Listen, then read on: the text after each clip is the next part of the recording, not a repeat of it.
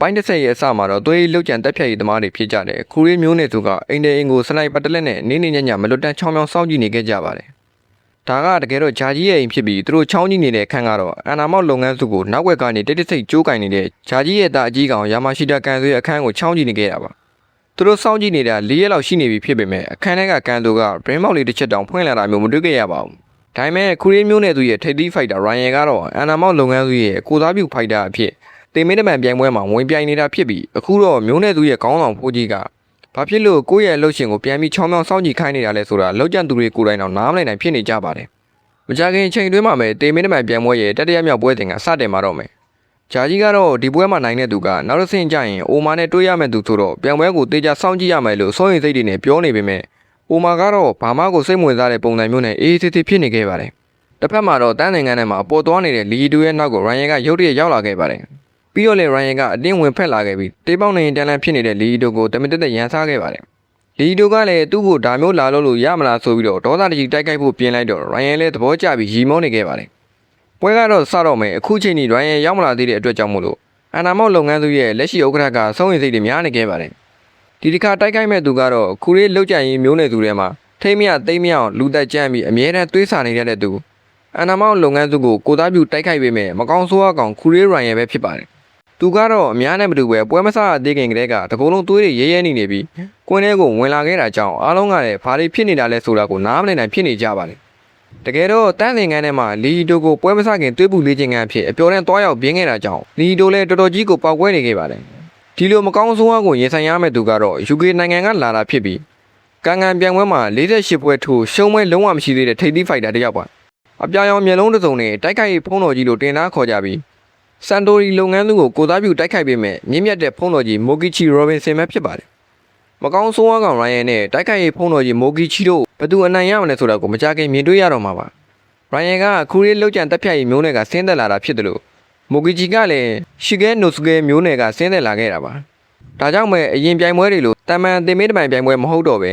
ဘယ်မျိုးနယ်သူကပိုပြီးတော်လဲဆိုတာကိုပါအဆုံးဖြတ်ပေးမဲ့မျိုးနယ်သူဂုံတိတ်ကလူပွဲကြီးဖြစ်နေခဲ့ပါတယ်ဒိုင်လူကြီးအချက်ပြလိုက်တာနဲ့ရိုင်ယန်ကစပြီးအတင်းဝင်အောင်တိုက်ခိုက်ပါတော့တယ်မိုကီချီလည်းထိုးလာတဲ့မြလက်သီးချက်တွေကိုကာကွယ်နေရင်သူလည်းတဖန်ပြန်ထိုးနေတာကြောင့်ပွဲစားကလေးကမြိုင်မြိုင်ဆိုင်ဆိုင်နဲ့ကြီးကောင်းနေခဲ့ပါတယ်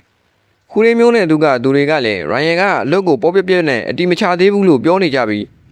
သူတွေမကပဲမိုကီချီကိုကြီးလိုက်ရင်လည်းအစွမ်းကိုအတီမချပဲပညာရှိုးထားတာပဲဆိုတာကိုရိပ်မိနေခဲ့ကြပါတယ်ရိုင်ယန်လည်းစောရတာပြောစရာကောင်းတာပဲလို့ပြောလိုက်ပြီးသူ့ရဲ့လက်ကထွက်နေတဲ့သွေးတွေနဲ့မိုကီချီရဲ့မျက်လုံးကိုလှမ်းပက်လိုက်ပါတယ်အမြင်အာရုံဝေဝါးသွားတာကိုအခွင့်ကောင်းယူပြီးအလစ်ဝင်ရောက်တိုက်ခိုက်တဲ့အခါမှာတော့မိုကီဂျီကရိုင်ယန်ရဲ့လက်တွေကိုရှေးအောင်ဂျူဂျူစုအကွက်နဲ့အမိရပြန်လဲချုပ်ထားခဲ့ပါတယ်ရှေးအောင်ဂျူဂျူစုပညာမှာလက်ချောင်းတွေကိုချိုးလိုက်ရင်ပြိုင်ပွဲရဲ့အနိုင်လို့ခံယူထားတာကြောင့်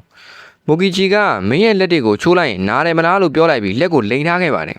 ရိုင်ယန်လည်းခဏတော့နာကျင်အောင်ဆောင်ပြလိုက်ပြီးမင်းကဒီအကွက်လေးနဲ့ငါ့ကိုရမယ်ထင်နေတာလားလို့ပြောပြီးတော့သူကလည်းတဖန်ပြန်ချုပ်ပြလိုက်ပါတယ်ခူရေးမျိုးနယ်သူဆိုတာလွန်ခဲ့တဲ့နှစ်ပေါင်း1300ကျော်လောက်ကတည်းကစတင်ခဲ့တဲ့တမိုင်းဝင်မျိုးနယ်သူတစ်ခုပါလူမျိုးစုကသူတွေလက်ထပ်ရင်တော့မှထိပ်သီးဖိုက်တာတွေနဲ့ပဲလက်ထပ်စီပြီးနောက်မျိုးဆက်တွေကိုပိုပြီးဆွတ်ထက်လာအောင်ရာစုနှစ်ပေါင်းများစွာစနစ်တကျပြိုးထောင်ခဲ့ကြတာပါဒါကြောင့်ပဲခူရေးမျိုးနယ်သူကတိုက်ပွဲတွေအတွက်အထူးသီးသန့်မွေးဖွားလာတဲ့မျိုးနယ်သူဖြစ်ပြီးတော့ခူရေးမျိုးနယ်သူရှင်မချနိုင်တဲ့တိုက်ခိုက်ရေးနီးစနစ်ဆိုတာကမ္ဘာပေါ်မှာရှိကူမရှိဘူးလို့ပြောရမှာပါတစ်ဖက်ကရိုင်ယန်ကလည်းမင်းငါကိုနိုင်မယ်လို့အိမ်မက်မက်နေတာလားလို့ပြောလိုက်ပြီးခေါင်းချင်းဆိုင်ပြီးတိုက်ဖို့လုပ်တဲ့အခါမှာတော့မူဂီချီရဲ့အားပြင်းလာတဲ့ပင်လက်သီးတစ်လုံးကိုကောင်းကောင်းကြီးခံစားလိုက်ရပါတယ်အထီးနာသွားတဲ့ရိုင်ယန်ကိုမူဂီချီကလက်သီးချက်တွေခြေကန်ချက်တွေနဲ့အဆက်မပြတ်လိုက်လံထိုးနေပြီးအပီပြင်းတွယ်နေခဲ့ပါတော့တယ်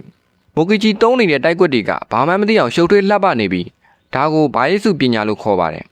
19ရာစုလောက်ကတုန်းကကန်ကန်ပြိုင်ပွဲမှာပြိုင်မကင်းဖိုက်တာကြီးတယောက်ရှိခဲ့ပါတယ်အဲ့ဒီသူကပြိုင်မဲ့ဖိုက်တာတွေရဲ့တိုက်ခိုက်ရေးနေစနစ်တွေကိုအတူယူပြီးတော့ကိုပိုင်တိုက်ခိုက်ရေးနေစနစ်တစ်ခုကိုဖန်တီးလိုက်တာပါနောက်တော့အဲ့ဒီပြိုင်မကင်းဖိုက်တာကြီးလည်းပိုပြီးတော့စွမ်းထက်တဲ့ဖိုက်တာတွေကိုရှာဖွေရင်းနဲ့အနောက်နိုင်ငံတွေဘက်ကိုရောက်လာခဲ့ပြီးအနောက်နိုင်ငံသားတွေရဲ့တိုက်ခိုက်ရေးနေစနစ်တွေကိုပါထပ်မံပေါင်းစပ်ပြီးတော့ပြိုင်မကင်းတိုက်ခိုက်ရေးနေစနစ်ဗာရိစုပညာကိုတီထွင်လိုက်တာဖြစ်ပါတယ်အခုမိုကီချီတုံးနေတာကလည်းဒီဗာရိစုပညာဖြစ်ပြီးအစင်လာကြီးမားတဲ့မျိုးတွေကဆင်းသက်လာတဲ့သူဖြစ်ကြောင်းကိုမိုကီချီကတက်တက်ပြနေခဲ့တာပါရိုင်ယန်ကအတင်းဖိအားပေးပြီးတိုက်ခိုက်နေတာကြောင့်မိုကီချီလည်းသူ့ရဲ့လက်သီးချက်တွေကိုအကွက်ကြကြပြန်လဲထိုးနှက်လိုက်ပြီးရိုင်ယန်ကိုမြေကြီးတဲ့ခေါင်းဆိုင်ဝင်သွားတဲ့အထိခွန်အားပြည့်နဲ့ကင်ပေါက်ပစ်လိုက်ပါတယ်မင်းကအရန်တန်ပါပါတယ်အဲ့ဒါကြောင့်ငါအရှုံးပေးပဲချလိုက်တာပါအခုတော့အိတ်လိုက်ပါအောင်လို့ပြောလိုက်ပြီးမိုကီချီတရားကိုလှည့်ထွက်သွားခဲ့ပါတယ်ခူရေးမျိုးနယ်သူကလူတွေကလည်းဆော်ယူရိုင်ယန်ကပြိုင်ပွဲမှာတကယ်ရှုံးသွားပြီလို့စိတ်တူတူနဲ့ပြောနေကြပါတယ် ဒါပေမဲ့တစ်ဖက်ကရိုင်ယယ်ကတော့လေပင်ကျိုးတဲ့အထိကင်ပေါက်ခံထားရပေမဲ့မကောင်းဆိုးဝါးတစ်ကောင်လိုပြန်ထလာပြီးမတ်တက်ထားရလာတာကြောင့်မိုကီချီလည်းမယုံကြည်နိုင်တဲ့မျိုးလုံးတွေနဲ့ကြည်ရင်အရန်ကိုအံ့အားသင့်နေခဲ့ပါတယ်သူ့ရဲ့ကင်ပေါက်ချက်ကပြည့်ပြည့်စုံပါရဲ့နဲ့ဘာလို့ပြန်ထလာနိုင်လဲဆိုတာကိုမိုကီချီတရားလုံးဝကိုနားမလည်နိုင်ဖြစ်နေခဲ့ပါတယ်ခူရဲမျိုးနယ်သူရဲ့ခေါင်းဆောင်ဖိုးကြီးကလည်းသူ့ခွင့်ပြုချက်မရှိဘဲမျိုးနယ်သူရဲ့လှုပ်ဝက်တိုက်ကွက်ကိုလူအများရှေ့မှာထုံသုံးရလာဆိုပြီးဒေါသတွေထွက်နေခဲ့ပါတယ်လီဒိုကလည်းသူ့ကိုတန်းလင်ကန်းထဲမှာအဲ့ဒီအကွက်နဲ့ပြင်းသွားတာဆိုပြီးဘေးကသူတွေကိုတော့မှပြောပြနေခဲ့ပါတယ်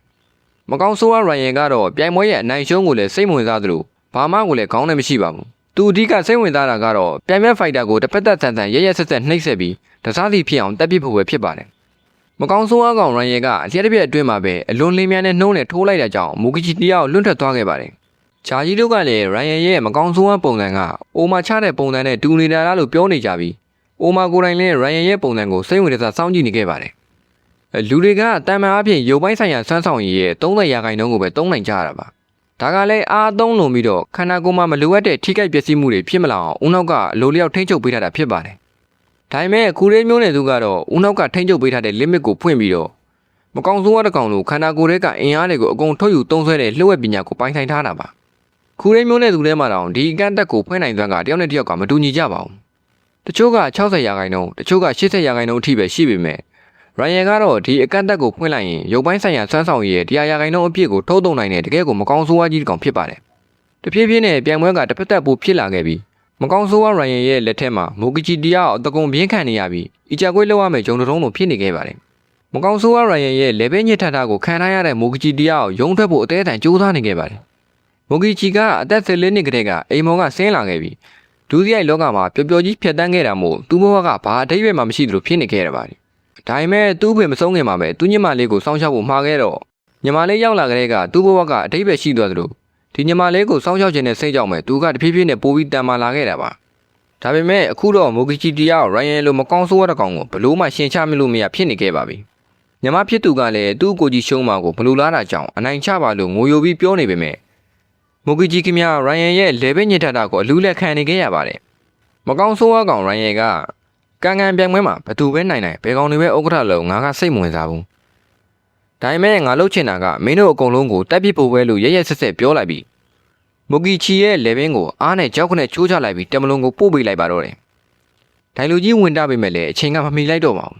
မကောင်းဆိုးကောင်ရိုင်ယယ်ရဲ့အကျဉ်းနာမဲ့လာတဲ့လှုပ်ရက်ကြောင်ပြိုင်ပွဲကိုကြည့်နေတဲ့ပြည်သက်တွေကလည်းအရန်ကိုတုံလုံးအံ့ဩသွားကြပြီးတကွင်းလုံးရုတ်တရက်အကြတန်အောင်မကြားရတော့တဲ့အထိငြိမ်သက်သွားခဲ့ကြပါတယ်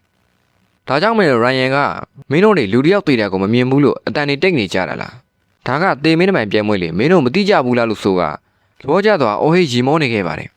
ရိုင်ယယ်ဆိုတာကူရဲမျိုးနယ်သူအားလုံးထဲမှာစိုးမျိုးတစ်ကောင်ဖြစ်ပြီးအထင်းကွနဲ့ထားလို့မရတဲ့အပြင်လူတွေကိုတူတက်ကျင်တဲ့တော့တတ်မဲ့မကောင်းဆိုးဝါးတစ်ကောင်ပဲလို့ကူရဲကောင်းတော်ဖိုးကြီးကိုယ်တိုင်ပြောရတဲ့အထိပါပဲဒီလိုကြောက်စရာကောင်းတဲ့မကောင်းဆိုးဝါးကောင်ကိုဘယ်သူကမှအနိုင်ယူတားဆီးနိုင်မလဲဆိုတာကိုတော့ဆက်လက်စောင့်ကြည့်ပေးကြပါဦးဗျဆုံးဖြတ်ကြည့်ရှုပေးကြတဲ့အတွက်အားလုံးကိုကျေးဇူးများကြီးတင်ပါတယ်